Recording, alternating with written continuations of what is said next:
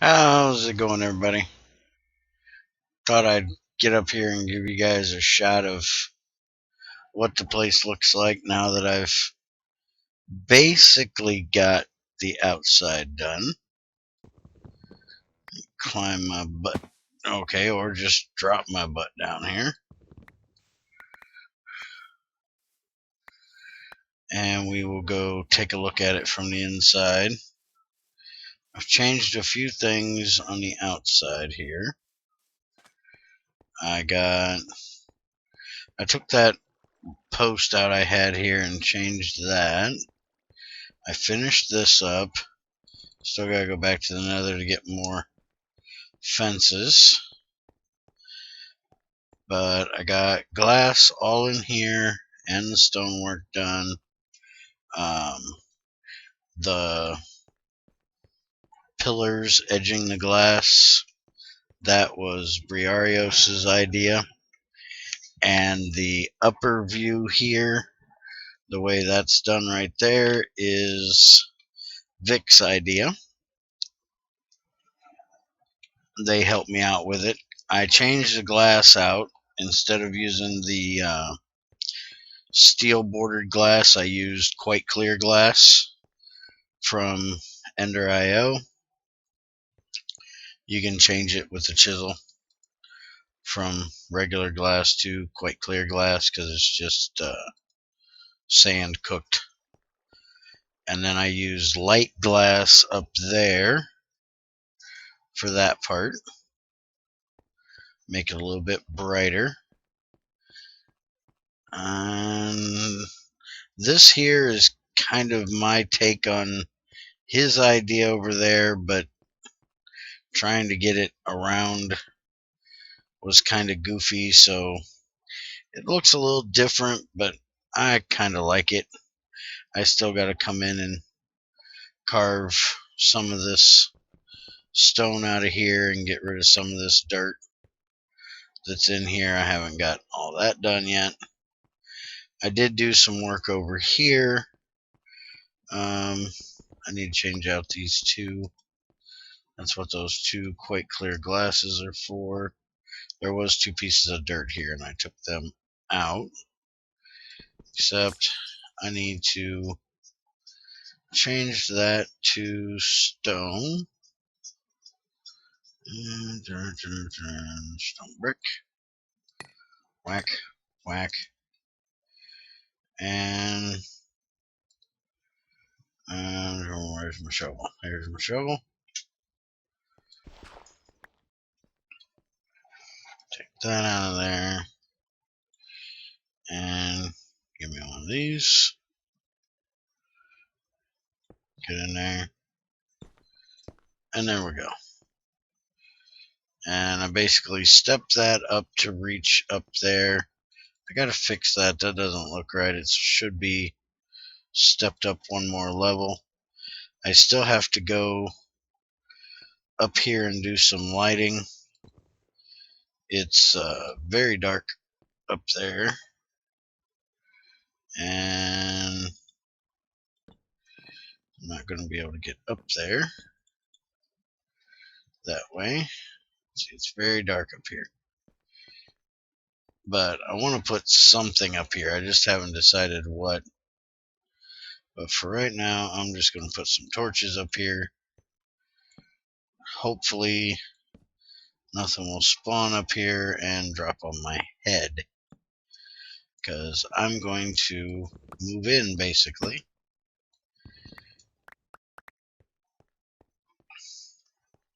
I've got my boilers cooled off. I've been running them all day. I got them cooled off so I can bring them up.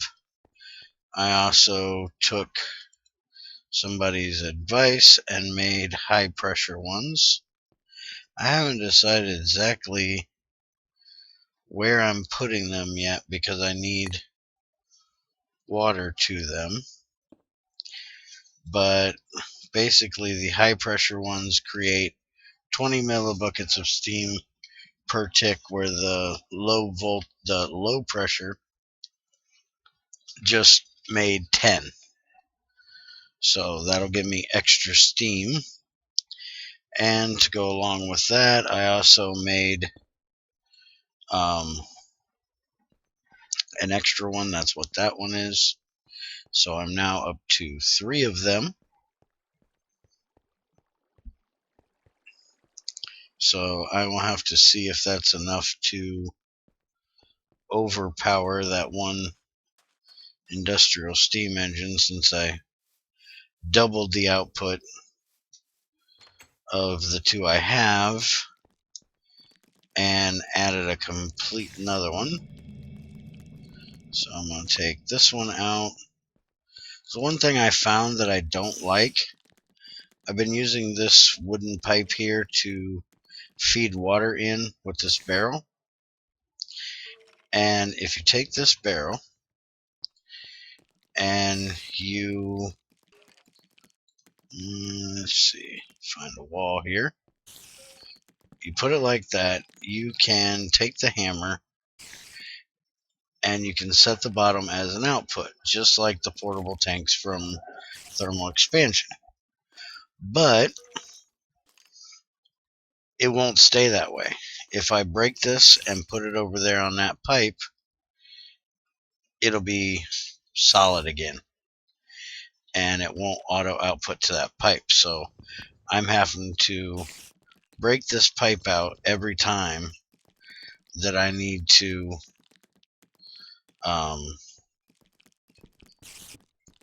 fill it with water again, which isn't a big deal because I'm not going to be filling it with water that way. I'm going to have it piped in, but that's how I want to get rid of all these old ones that I have sitting around before I actually pump it out of the coke ovens. And I want to make a couple more coke ovens. I think I'm going to make at least 1, maybe 2, because I really need a lot of charcoal. I think since I haven't been able to find any nickel, I'm going to go ahead and make another one of these motors. That way I can have both of these running when I want to and not have to switch back and forth all the time like I am right now, because that gets quite annoying having to switch back and forth constantly, and also waste durability on my wrench. Alright, take that off. I also got the stuff together to make my cropnalizer here, and I made an RE battery because you need some sort of battery. It doesn't have to be an RE battery, but you need some sort of battery to power it. And I probably have no power in here, very little. I'll go grab some sugar cane and throw in there, and I'll throw some of these in there. I got all kinds of saplings. So throw that in there, let that charge that up, and I've got an entire crate here full of seeds that need to be done, and I got another one that I've started up here that has a couple in it that need to be done. So I'm going to go through them, and what I'm going to end up doing is, let me find my cropnalizer and put that in there. Now, in case anybody doesn't know, but has seen the Gregtech 5 and seen my portable scanner, the difference between them is this one scans the seed bag in here, not in the world. And this one takes a couple. You'll see it changes each time and tells you different things. Now 3 should be it. It shouldn't need to read again. But my battery's dead. And I will throw that in there and let it fill. But basically, this is how you can tell what all your different seed bags are, but you have to actually get them to break before it will read. Now, why is that sucking power and not reading that one? Does it really take that much power for that? I thought that it only took 3 of them to do it, because it's telling me the attributes, but when I put it back in, it's not actually reading it. Let's try that. That should be plenty of power. And it is just sucking down power and not actually reading it. Okay, something has changed. I'm going to have to ask the guys about that, because that, once it's red, it should tell you what it is. I think that's a bug, personally. Let's do this again with another one. And it would be nice if once they're red, you could either hover over them or shift on them, hovering over them or whatever, to tell exactly what it is without having to put it back in this cropnalizer thing. But as far as I know, they ain't ever done that. I don't know if they will. But I'm going to go put a suggestion in for it and report that bug, or at least what I think is a bug. And another thing that I noticed, I was looking at making a distillery, and I wanted to make the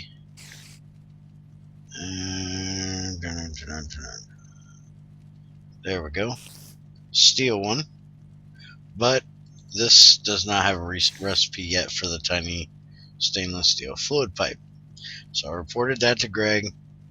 He's hopefully working on that for the next version that comes out.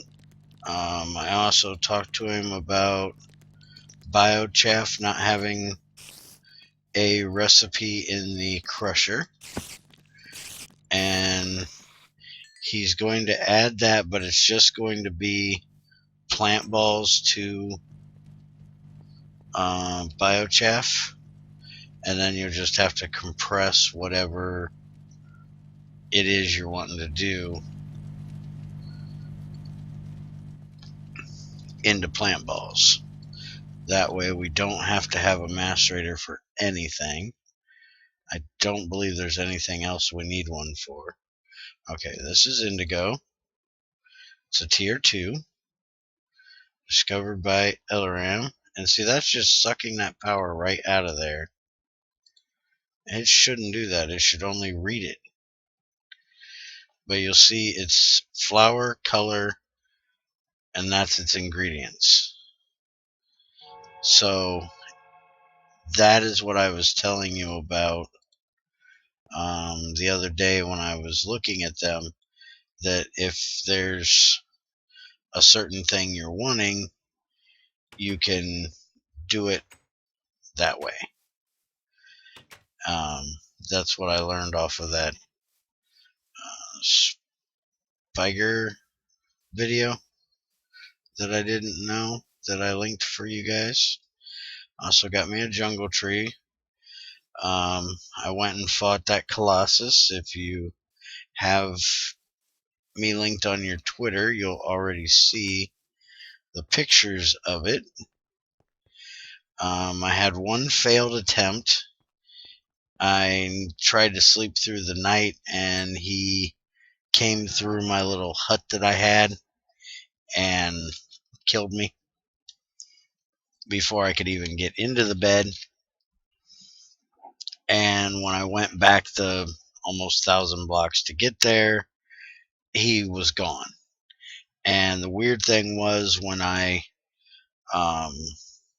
went and found the second one and activated it, the first one was actually on his hand, so it was like he was trying to beat me with the failed one.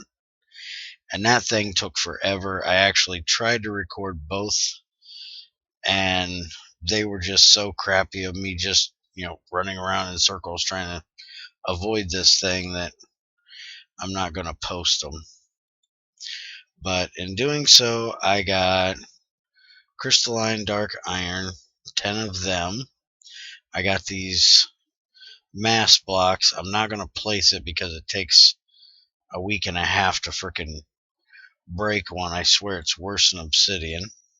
I got 36 of them. There's still more out in the world, but because of how long it took to break them, I left them. I'll go back and get them when I actually make a diamond pick or something else that's level 3. I found an aquamarine small ore while I was out, and it gave me an aquamarine gem. I didn't even know we had these in Gregtech now. They basically work like every other gem. You can make tools if you can get the plates. Hammers, they're level 2, 256 durability, and that's about all they do. The dust can electrolyze to get beryllium, aluminum, silicon, and oxygen. I also got a logic matrix identifier, a logic matrix controller, and a logic matrix programmer. Now, I know nothing about factorization. I've played in a few packs with it, but I've never really done anything with it. So eventually, I'll probably get into playing around with it a little bit. I know I need to make the book. Unless you can get the book in the world still. I thought there was a way to get the book. Breaking stone.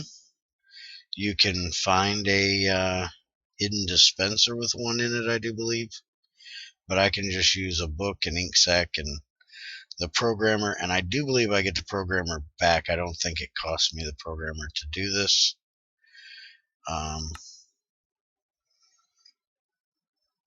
I was thinking there was actually a way of making another programmer, but let's see. Yeah, you can make it with the blank logic matrix, dark iron, and a logic matrix programmer. Or you can do this expensive thing. So if you don't have one, you gotta bust up a diamond block to get the diamond shards. You gotta have these 2 records, comparator and dark iron, so that's crazy expensive. I also got some grass blocks because he had grass on his back, and when he blew up, he dropped them.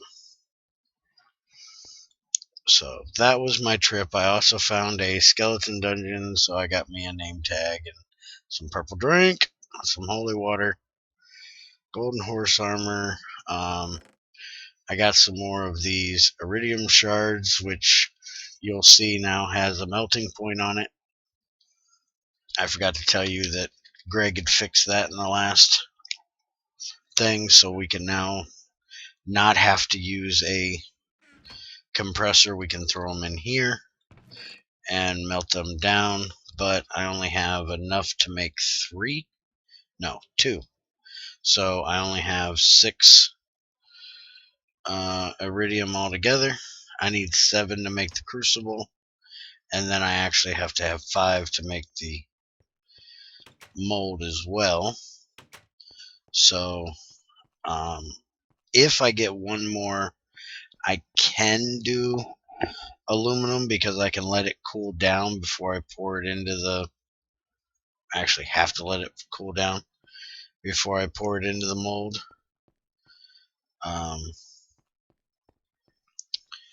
So I can technically get away with it. I just got to find one more iridium before I can do that.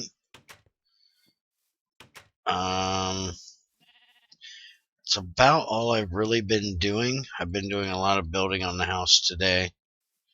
It's about all I've been doing are the base today. Oh, I did start my chicken cooker. Junior's been busy making a time-lapse video and playing Factorio now. He killed Dying Light off today, and so I started my chicken cookerator. I just got to do the back part here, the redstone work. But right now I got one chicken up there that I'm just basically using to collect eggs. There's another chicken around here somewhere that when I made it, it popped out. I actually made 3 chickens. One died in the block, one popped out, and one stayed in. Trying to decide where I'm going to put my water pump to get it up to my base. I was thinking I have like 2 options. One is right here, is pretty close to my base where I can run a pipe up there. Or the other thing I could do is right here at this corner, except if I do that, it would mess up my thing. So I can't really do that. I was going to say make like a little pond right here and have the water from this filling it, but that wouldn't work. But I could like cut this out and put water here because I do have a natural spring coming out there. I could cut this out and run it up from here. I could basically fill it all the way over to here, you know, cut this back to like right around here and fill it, and then just run it from here up right there. But I think I'm going to put my pump right down there and just run it right up there. But I will work on that and see what I decide and show you guys in the next one. That's about all I can remember that I got for today. I got to get down here and get more of this carved out. This is that block I'm using for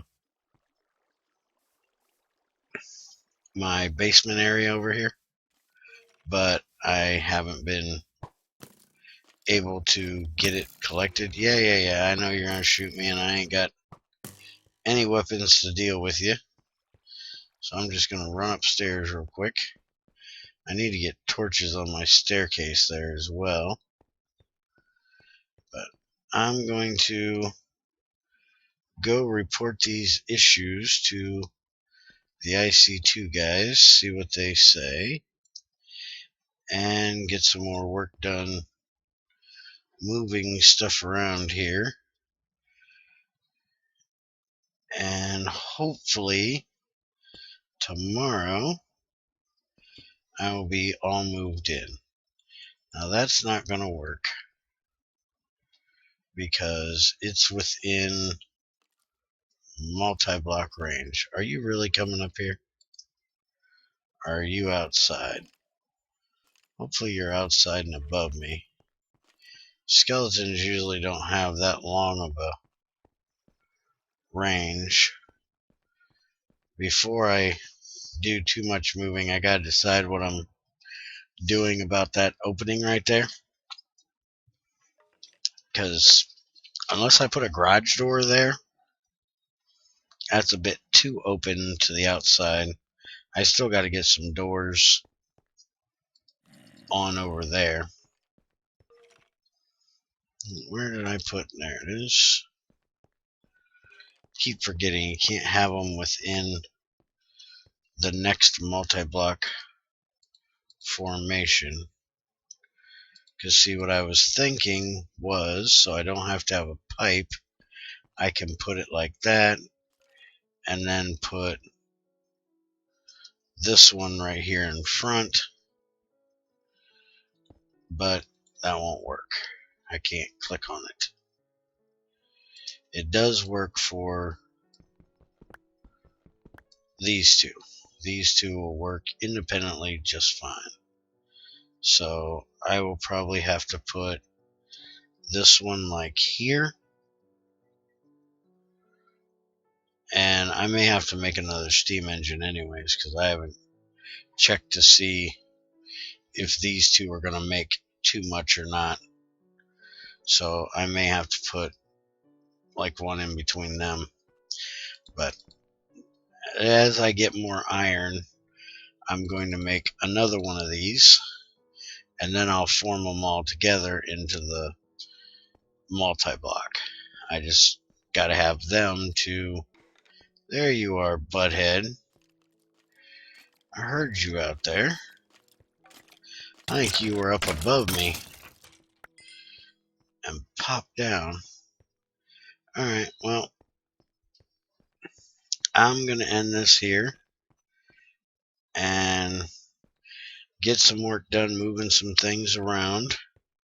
I would like to ask you guys to go check out a video for me that Junior did. It was a time-lapse video. I was just basically the cameraman and talking at the beginning and the end.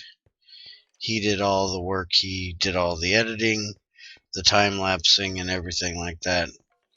It's the last video that went up for Evolving Technology. He built a powerhouse for us in that series, and it's the first ever time-lapse video he did. First time we've ever used music in one of our videos. First time he used an external editor outside of YouTube. So I'm damn proud of him. I think he did an awesome job, and I'd like other people to see it, and as many people to see it as possible. And if you like it as much as I do, or like it at all, leave him a like, tell him how good of a job he did, and maybe someday I'll get him to do some for the Gregtech stuff. It's just they take a little bit of time to do, and with me putting out a video every day for you guys, I post these and release them right after I record them. I don't schedule them like I do those. So it takes a little bit of time, and it's kind of hard for me to be able to get him time to do it and then get it uploaded for you guys that night. So probably won't do too many of them for these series. And most of the things I build here, I really can't time lapse like this here. Took me probably 4 hours off and on to do, because I don't ever use creative to figure out what I'm doing, and I don't really calculate exactly what I need. So I will grab a bunch of stuff, bring it up here, and just play with it in the world. And then if I run out of materials, run back down there, get them, come back, and do it again. And so it takes quite a long time for me to do things like that. But I like, I'm trying to think of what it's called, like freeform building, where I build spontaneously. I don't have like a set plan ahead. I just have kind of a vision in my head of what I'm going to do, and doing it in the world rather than going to creative first and testing it out there just makes survival feel more like survival. I broke a lot of glass out when I redid this. These posts had to have the glass taken out, and I lost that glass. It's not a major thing, but it's something that if I was in creative testing, figuring it out and getting it all fine-tuned there, I never would have lost that glass. And sometimes I put stuff in and don't quite look right, so I got to take it back out, and it takes extra time to do it, so that's why I like to do it that way. But that's it. I'm done. Ramble over. Go check that video out for me if you would. It's in our uploads now. It was posted today at 3 o'clock. So should be no issue for y'all to find it. I'm not going to link it or anything like that. But do please check it out for me. Leave him a like, leave him a comment, whatever. And I will see you guys after I kill this zombie. I will see you guys later. I'm going to run over here and... no, I'm not going to run over there and hide. Alright. Hold on. Bye.